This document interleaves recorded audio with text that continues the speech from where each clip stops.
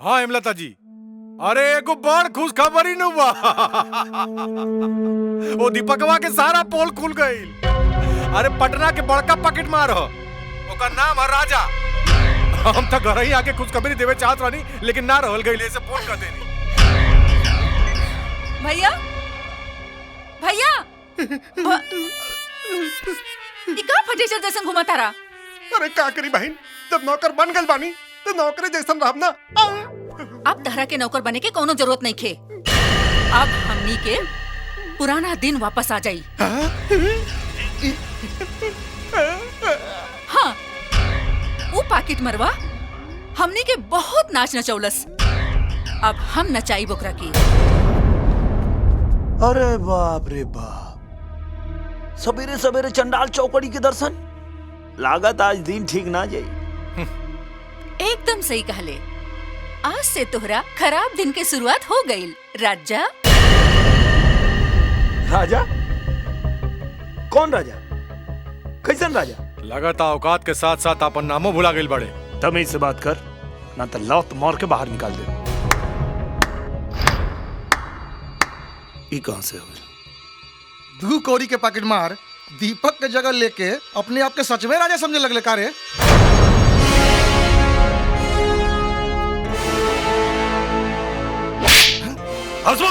हाँ दीपक भैया, निकालने के बाद बाहर निकाल दी। भगाओ। चल बाहर, निकाल निकाल बाहर। सब तुम्हारा वजह से होता। 2 कौड़ी के आदमी जेकर औकात नहीं, क्या हमारा हवेली की गेट से झांक सके, वो हमसे ऐसे बात करता। और कितना सबूत दे? हाँ, क्या मैं दीपक खाई? देखा, अब दीपक बने के ज्यादा नाटक मत करा। फटाफट अपन बोरिया बिस्तर उठावा और दफा हो जाई है। ना तक कानून के ऐसन ऐसन दफा लागी कि पूरा जिंदगी जेल में गुजर जाई। माथा पीट पीट के मर जाई वालों, लेकिन साबित ना कर पाई बा कि हम दीपक ना हैं। तब तो तू इहो कहबा कि आरती से तू सच्चा मोहब्बत करेला। हाँ, ते में क्यों के शक बगा। ता तू आरती से बियाह काहे नहीं खे कर लेता? ब्याह के कोनो जल्दी नहीं खे हमके। लेकिन हमरा के बा दीपक, हम बियाह खातिर और इंतजार ना कर सकेनी। वो दिन भरी सभा में तू हमार नाक कटवा देला। अब तू दोनों जने के बियाह के अलावा हमरा लगे कोनो उपाय नहीं खे। बोलती काहे बंद हो गई लो राजा साहेब? कहीं ऐसा तो ना कि कहीं और सेटिंग चलत हो। रउआ कहल का चाहता नहीं चाचा जी? अरे आरती, तू ना जन तू एकरा के, ये बहुत बड़ा चालबाज है।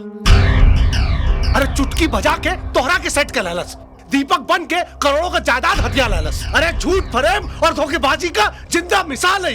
भैया तू चुप काहे बाड़ा? आरती से ब्याह खातिर हाँ कर देना, ऐसे सबनी के मुंह पे ताला लग जाए।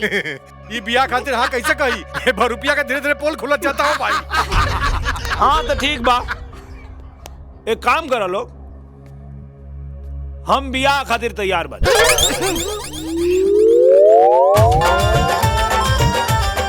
बाकी दिन तारीख तू लोग देख लो।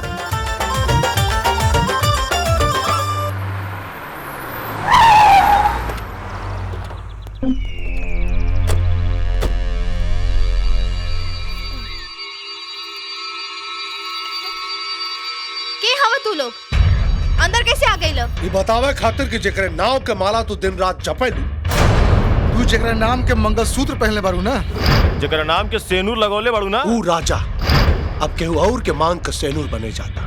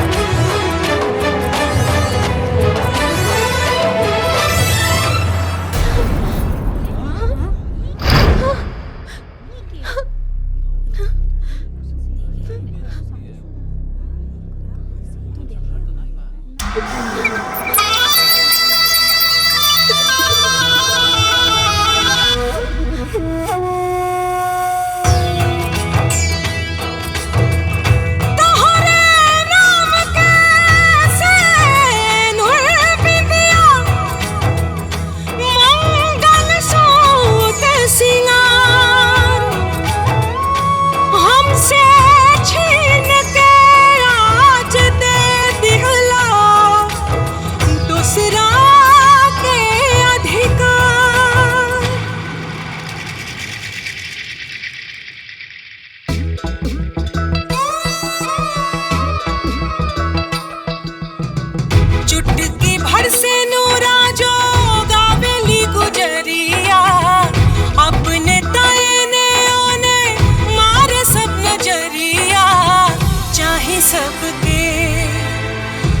चाहे सबके पति वार्ता में हरिया, चाहे सबके पति वार्ता में हरिया, चाहे सबके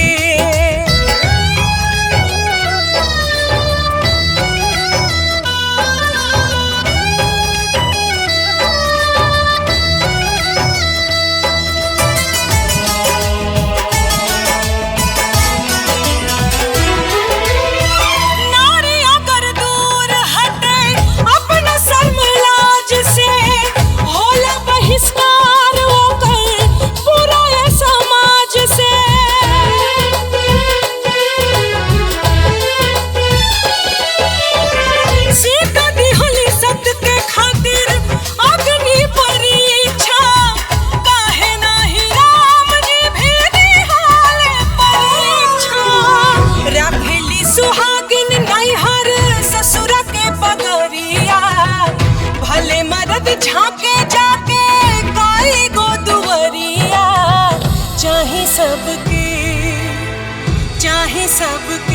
पति वार्ता में हरिया, चाहे सबके पति वार्ता में हरिया, चाहे सबके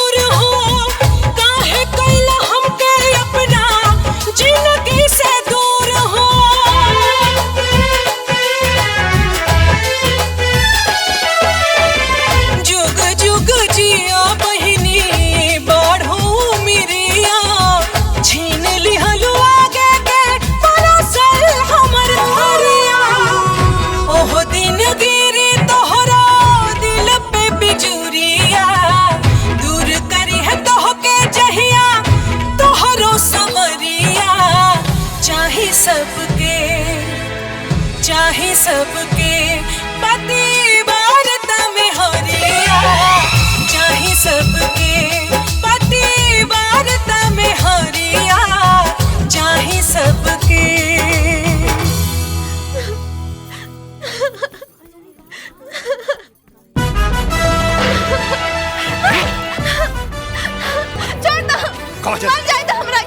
काजल हमारी बात सुनो। हम सब कुछ बर्दाश्त कर सकता नहीं, लेकिन सब नहीं के बर्दाश्त कर सकत। छोड़ हमके।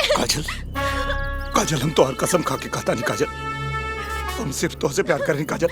और उस सब का जो हम अपना आँख से देख ले रहे नहीं। काजल कबो आँख के देखल भी झूठ हो जाला काजल। वो सब हमरा के कुछ नहीं के पता। छोड़ हमरा के।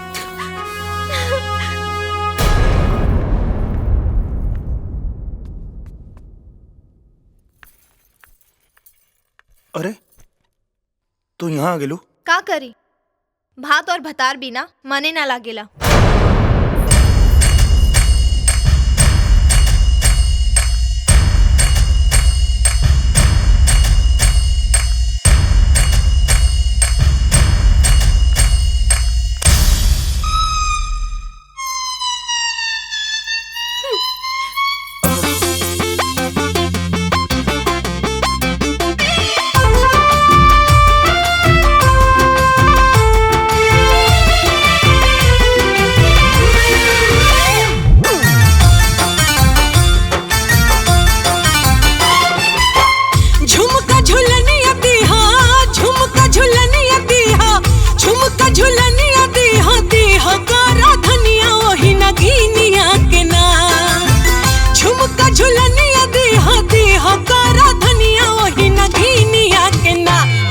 बदी होना ये राजा सवतीनिया के ना, दिल बदी होना ये राजा सवतीनिया के ना। दिहमल मानिया चाहे दिह पाए जनिया कुला छीनिया के ना, दिल बदी हनाए राजा सवतीनिया के ना दिलवा दी हनाए राजा सवतीनिया के ना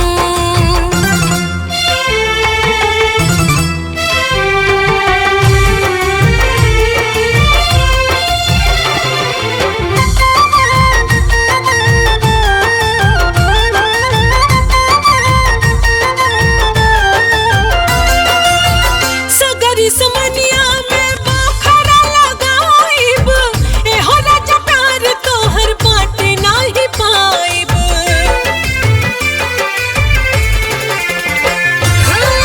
छुआ बन कबो के खा के कहा किरिया जियत जे मार जाइब ना तो ए सवरिया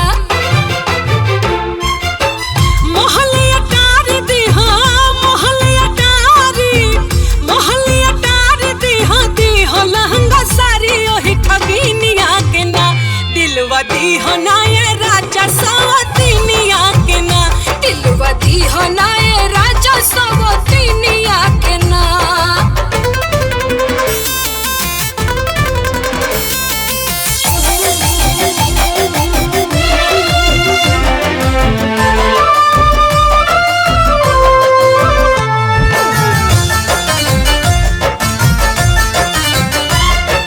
ले आइला सवतिया सैया कोई का कसूर हो पिछला जन्म के कोनो चूक बा जरूर हो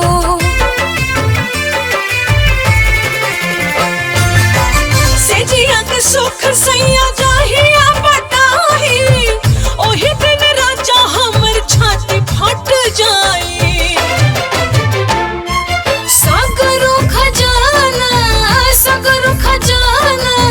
सगरो खजाना के बना दो मलकिनिया मोलछिनिया के ना दिलवा दी हनाए राजा सवतीनिया के ना दिलवा दी हनाए राजा सवतीनिया के ना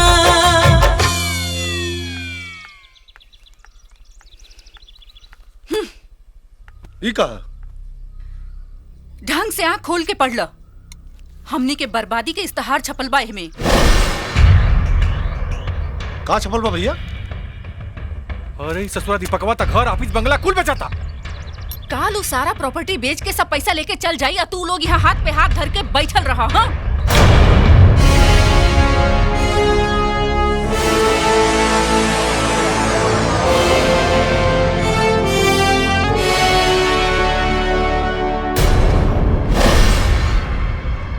तू का सोचा तारे? का सोचा तारे तू कि तू हमरा से बिना पूछले सारा प्रॉपर्टी नीलाम कर देबे? जा जा हम कोर्ट से स्टे ऑर्डर ले आई। माता जी तोहरा के का लागता हम कच्चा गोली खेलले बानी? हाई जवन स्कूल खोल के तू चलावा तारू ए स्कूल के मास्टर डिग्री हमरा लगे बा और ई तोहरा के पते नहीं के कि सारा कानूनी कार्रवाई कैला के बाद इस्तेहार देले बानी। और एक बात और बताई तू लोग के हम दीपक ना हैं राजा है।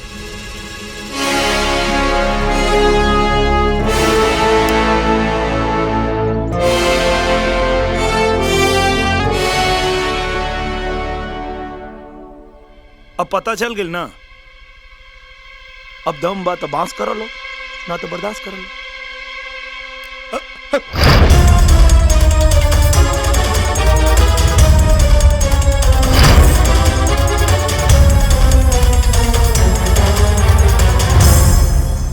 चला ड्राइवर राजा कल नीलामी होते ही आधा पैसा हमारा अकाउंट में आ जाए कि चाहिए? एकदम। ये ला दुबई का टिकट पैसा आते ही हमने के कल शाम के दुबई फरार हो जाए। आप लोग चिंता न करी हम पटना क्राइम ब्रांच से राजा के फाइल मंगवा ले बानी। अगर वो सचमुच में राजा ही है तो हम ओकर बाजा बजा दें। जैसा कि आप सब जानते हैं कि मिस्टर दीपक यादव अपनी सारी चल अचल संपत्ति यानी कि शुगर मिल्स, अपने ऑफिसेस और इस खूबसूरत बंगले को नीलाम कर रहे हैं। सर ये रही राजा की फाइल जो आपने मंगाई थी। इसकी पूरी जानकारी मिस्टर दीपक यादव ने अपने पर्सनल वेबसाइट deepakYadav.com पर दे दी है। जो भी जेंटलमैन इस प्रॉपर्टी को खरीदेगा उसे इमीडिएटली अभी के अभी मिस्टर दीपक यादव के बैंक अकाउंट में तय की गई रकम ऑनलाइन ट्रांसफर करनी पड़ेगी। Is that clear? क्या आप लोग तैयार हैं इस बीट के लिए? इस प्रॉपर्टी की सरकारी कीमत है 500 करोड़ रुपए, 500 करोड़ रुपीस।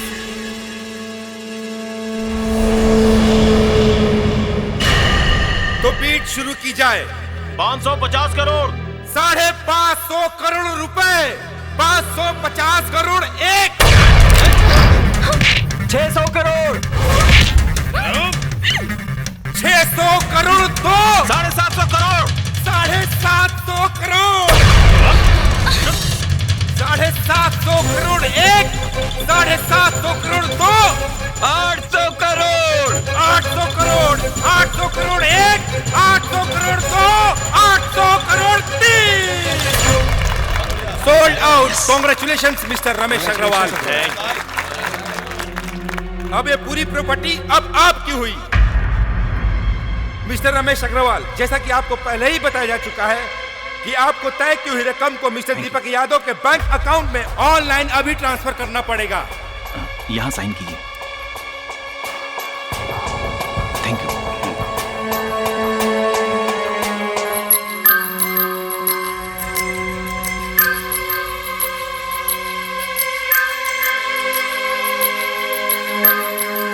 अभी के भी आधा पैसा हमारे अकाउंट में डाला। हाँ डालो तनी। हेलो, अपना प्रॉपर्टी के तो नीलाम कर दे, लेकिन अपना दू को मेहरारू और अपना बहन के इज्जत के नीलाम होके से कैसे बचेबे? और अगर बचावल चाहता रहे तो चौका घाट वाला स्टील फैक्ट्री में आ जाओ। हेलो हेलो, कहा सोचा तारा? हमारे अकाउंट में पैसा डालो ना। हाँ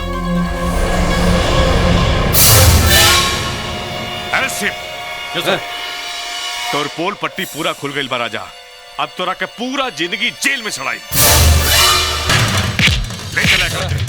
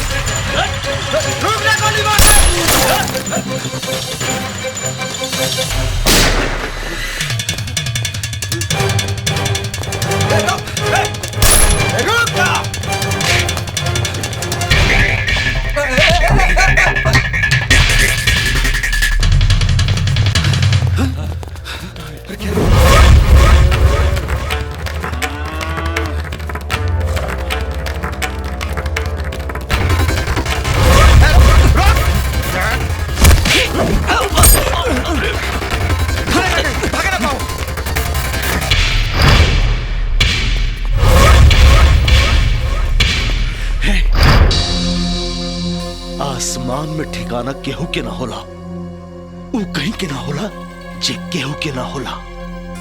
कारे तोरा जैसन भिखारी के हम 800 करोड़ के मालिक बनौनी और तू हमरा के पकड़ोल बनाओ तारे रे।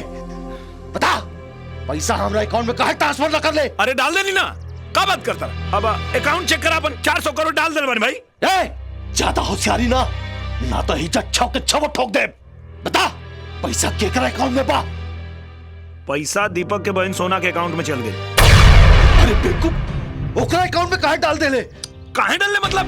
वो हमरा के राखी बन ले रहा था, हमार भाई ओखला के ना तो कुछ फर्ज बनला कि ना? अरे बकलोलवा, अरे एगो राखी के बदले में 800 करोड़ दे दिले। अरे सूट दे देते, साड़ी दे देते, और नहीं तो सोना के अंगूठी दे देते। ठीक बा, तू भाई के फर्ज निभाव लेना। अब हमरा गोली की गरज दे।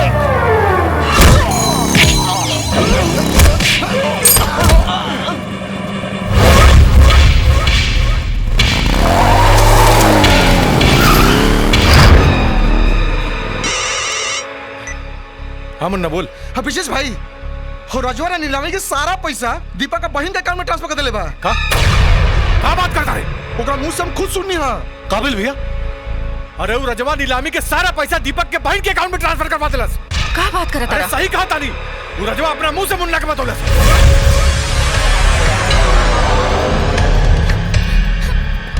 ए, सोना के लेके नीचे आ।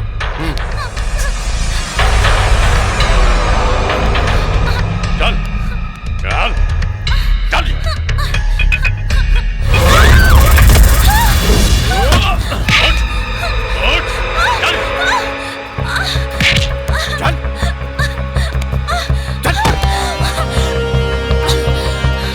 बैंक अकाउंट का पासवर्ड बोल। ना बताई। अरे जल्दी बोलो ना, मुआ दो, बोल पासवर्ड। मुआदा चाहे जियादा, हम ना बताए तो ना बताए।